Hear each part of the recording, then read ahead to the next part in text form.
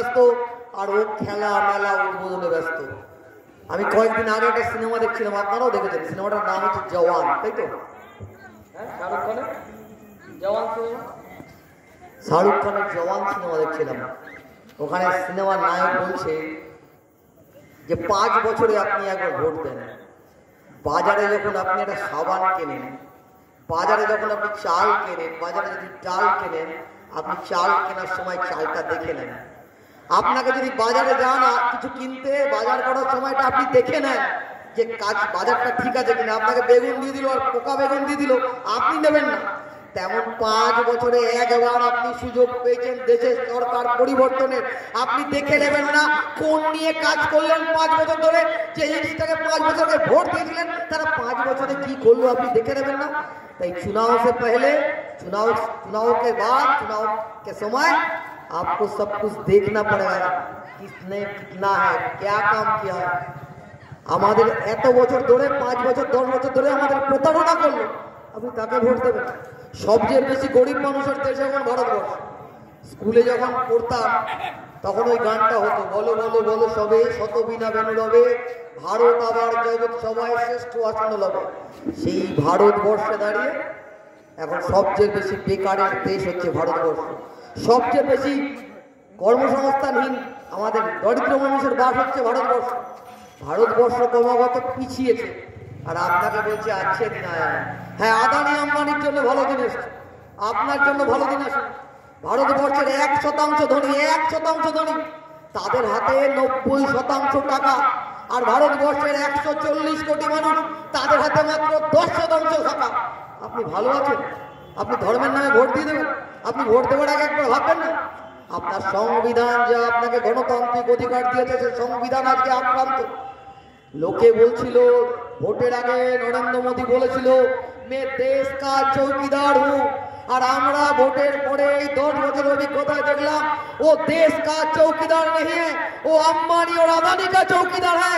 তাই চৌকিদারটাকে পাল্টাতে হবে, চৌকিদারকে পরিবর্তন করতে হবে। ये चौकीदार हमको नहीं चलेगा, देश के लिए नहीं चलेगा।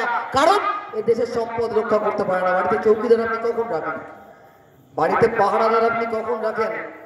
বাড়ির গেটের সামনে আপনি দারোয়ান কখন রাখেন? যে আপনার বাড়িটাকে রক্ষা করবে, বাড়ির সম্পত্তিটাকে রক্ষা করবে। আর এই আপনি দেখলেন এই চৌকিদার আপনাকে লুটে নিয়ে আম্বানি আর আদানিকে বড়লোক করে দিল, আর আপনি দেখলেন আপনার দেশ লুটে গেল। সব কিছুর ইচ্ছাপুর রাইফেল ফ্যাক্টরি কিনবে কে? আদানি। রেল কিনবে কে? আদানি। বিদ্যুৎ কেন্দ্র বেসরকারিকরণ হলে ব্যবসা করবে কে? টাটা বিড়লা আদানি। লোহা ইস্পাত কিনবে কে? বলো আদানি নয়তো আম্বানি। কয়লা খনি কিনবে কে? বলো আদানি নয়তো আম্বানি। তাহলে থাকলো কি দেশেরা? দেশের রাষ্ট্রায়ত্ত কারখানাগুলো বিক্রি হয়ে গেল। আপনার দেশের রাষ্ট্রায়ত্ত কারখানা বিক্রি হয়ে গেল। আপনাকে বলছে বাড়ির ফ্রিজে গরু থাকলে পারে, গরুর মাংস থাকলে পারে 8 লাখ খুন হয়ে যায়। আপনাকে বলছে গরু আমার মা, গরুর মাংস রাখা যাবে না। আর সবচেয়ে বেশি গরুর মাংস রপ্তানি করে যে কোম্পানি, সেই কোম্পানির থেকে ইলেকট্রাল বন্ডের টাকা নিচ্ছে নরেন্দ্র মোদীর বিজেপি। আমরা যখন কৌটো নাড়িয়ে পয়সা তুলি, আমরা যখন লাল ঝান্ডা পেতে পয়সা তুলি বা বিল কুপন নিয়ে বাড়ি বাড়ি দিয়ে যাই, 10 টাকা 20 টাকা 50 টাকাও কেউ দেন, তখন আমাদের অনেকে বলে কৌটো নাড়ানো পার্টি, কেউ বলে ভিখারির পার্টি, কেউ বলে ঝান্ডা নিয়ে টাকা তোলা পার্টি।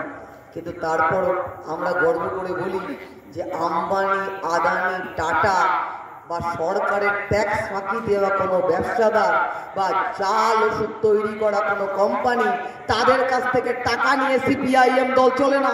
সিপিআইএম দল চলে জনগণের টাকায়, কারণ এটা জনগণের পার্টি। আর বিজেপি চলছে কারাতে। প্রেসার ওষুধ কার? টেলমা, গ্লেনমার্ক কোম্পানি ফেল ল্যাবরেটরি টেস্টে, বিজেপিকে টাকা দিয়ে দিল। করোনার সময় যখন আপনি আক্রান্ত, সেই সময় দাঁড়িয়ে এই সমস্ত কোম্পানিগুলোকে টাকা তুলেছে ওষুধ কোম্পানি। আজকে যে ভ্যাকসিনটা আপনি নিয়েছিলেন করোনা, কেউ ফার্স্ট ডোজ নিয়েছেন, সেকেন্ড ডোজ নিয়েছেন, থার্ড ডোজ নিয়েছেন, কেউ 2টো ডোজ নিয়ে ছেড়ে দিয়েছেন। সেই ভ্যাকসিন কোম্পানি এখন স্বীকার করছে যে এই করোনার ভ্যাকসিনটাতে মানুষের কতগুলো রোগ হওয়ার সম্ভাবনা। আর সেই সময় জোর করে কালোবাজারে ভ্যাকসিন করে আপনাকে আমাকে ভ্যাকসিন নিতে বাধ্য করা হলো। আর আজকে এতদিন পরে আমরা জানতে পারছি ভ্যাকসিনের কুফল।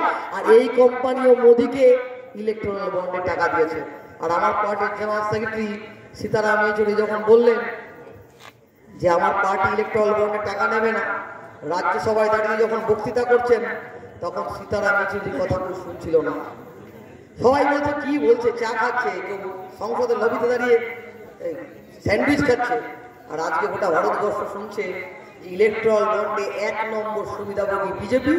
আর জানেন তো পশ্চিমবাংলায় একটা দল আছে, চড়ে চড়ে মাস্তুত হয়। আপনি কি বিশ্বাস করেন যে পানপুর কেউটিয়া পঞ্চায়েত, কাউগাছি পঞ্চায়েত, কাউগাছি 2 পঞ্চায়েত এই যে লুটে পুটে খাচ্ছে, এই টাকা পয়সা ভাগ কালীঘাটে যায়?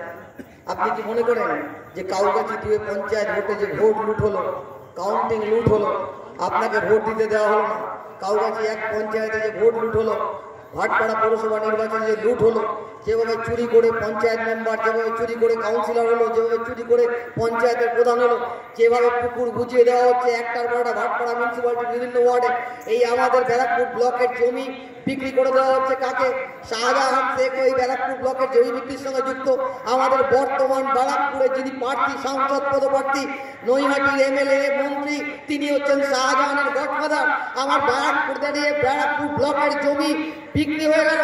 আমাদের ব্যারাকপুরে বাংলা আমার মেয়েকে চায়, আর ভারতচন্দ্র লাইব্রেরির কাছে এক বৃদ্ধার জমিকে জগদ্দলের বিধায়ক তার জমি দখল করে দিল। জগদ্দলের বিধায়ককে কেউ বিধায়ক বলে না, বলে লোহা চোর, কাঠ চোর, বালি চোর, সব কিছুর সঙ্গে। আর তার গডফাদার হচ্ছে ব্যারাকপুরের সাংসদ পদপ্রার্থী, তৃণমূলের নেতা, তিনি হচ্ছেন এর গডফাদার। আর আপনি কি মনে করেন যে এ লোক টিকিট পেল, এ লোক সংসদ পদপ্রার্থী, এই টাকার ভাগ কালীঘাটে যায় না? তাহলে ইডি আর সিবিআই কিসের জন্য ঘুরে বেড়াচ্ছে? কত কি খুঁজে বার করছে ইডি আর সিবিআই? কত লোকের বাড়ি ইডি আর সিবিআই পৌঁছে যাচ্ছে? চিদম্বরমের বাড়ির পাঁচিল টপকে ঢুকে গেছে, ওই বাড়ি থেকে তুলে নিয়ে গেল কেজরিওয়ালকে। কিন্তু কালীঘাটের টালির চালার নিচে আর গড়িয়াহাটের যুবরাজের বাড়ির তলায় কত সম্পত্তি আছে, ইডি আর সিবিআই খুঁজে পাচ্ছে না।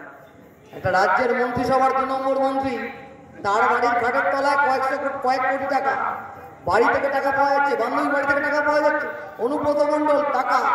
একটা মন্ত্রী কখনো আপনি লাল ঝান্ডার সময়, বামফ্রন্টের সময় দেখেছেন যে একজন এমএলএ তাই হাত থেকে মোবাইল ছুটে পুকুর জলে ফেলে দিচ্ছে? সেই ডুবুরি হচ্ছে এমএলএ, মোবাইল তুলছে। 5টা বিধায়ক, সে বিধায়ক এখন বাইরে, কেউ ইডির জালে। তৃণমূলের সম্পর্কে একটা কথা আছে যে 3 রকম তৃণমূল আছে। বলে কি রকম তৃণমূল? বলে এক রকম তৃণমূল জেলে আছে, এক রকম তৃণমূল বেলে আছে, আর এক রকম তৃণমূল ওয়েটিং এ আছে। মানে জেলে বেলে আর তারা যাবে আর তারা আছে, বাইরে যা ঘুরে বেড়াচ্ছে। আর আপনি কি মনে করেন যে বিজেপি এগুলো জানে না? আপনি যদি বিজেপি যদি চাইতো পশ্চিমবাংলায় মুখ্যমন্ত্রী এতদিন জেলের বাইরে থাকতো না, জেলের ভেতরে থাকতো, সমস্ত কেলেঙ্কারির সঙ্গে যিনি যুক্ত। তাই দিল্লিতে যখন দেশ বিক্রি হয়, মমতা ব্যানার্জিরা প্রতিবাদ করেন। যখন এনআরসি সিএর নামে উদ্বাস্তু ছিন্নমূল মানুষগুলোকে উচ্ছেদ করা হয়, মমতা বন্দ্যোপাধ্যায়রা প্রতিবাদ করেন। যখন দেশের সংবিধান আক্রান্ত হয়, মমতা বন্দ্যোপাধ্যায়রা তৃণমূল প্রতিবাদ করেন। আর আমার ব্যারাকপুরে দাঁড়িয়ে আপনার অভিজ্ঞতা কি? ব্যারাকপুরের সাংসদ 5 বছর কি করেছেন জিজ্ঞাসা করলে বলবে কিনা দল পরিবর্তন করেছে। ব্যারাকপুরের সাংসদ পাশে লেখা রয়েছে 5 বছরের কাজের খতিয়ান, প্রথমেই লেখা রয়েছে কতবার তিনি দল পরিবর্তন করেছেন।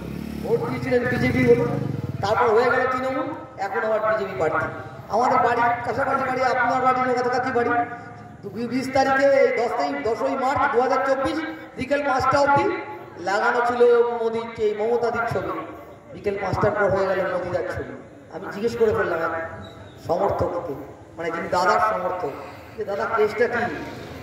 বললো ফটো রেডি থাকে, আবার হারলে পারে তৃণমূল হয়ে যাবে, জিতলে কিছুদিন বিজেপি থাকবে। 18% উপস্থিতি সংসদে আমার ব্যারাকপুর লোকসভার মানুষের জন্য একটা কথা বলেনি। আর ব্যারাকপুরে দাঁড়িয়ে আমরা প্রতিদিন দেখেছি কি করে দল বদলাতে হয়, আর ব্যারাকপুরকে ঘিরে ঘৃণার রাজনীতি, দুর্নীতি রাজ কি করে কায়েম করতে হয়। আমাদের কথা আমি খুব বেশি সময় নেব না, আমি অল্প কথা বলবো।